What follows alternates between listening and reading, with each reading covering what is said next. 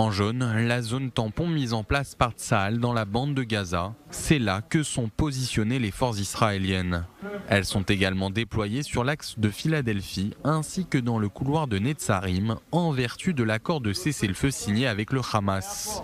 L'armée israélienne a éliminé 20 000 terroristes palestiniens ainsi que la plupart des dirigeants de l'organisation islamiste en 15 mois de guerre. Dans sa lettre de démission rendue publique hier, le chef d'état-major de Tsahal, Herzi Halevi, a affirmé que l'armée israélienne continuera de lutter pour poursuivre le démantèlement du Hamas et pour le retour de tous les otages. Mais depuis le retrait partiel de Tsahal, des hommes armés du Hamas, parfois en uniforme de policiers, ont investi à nouveau les rues de Gaza.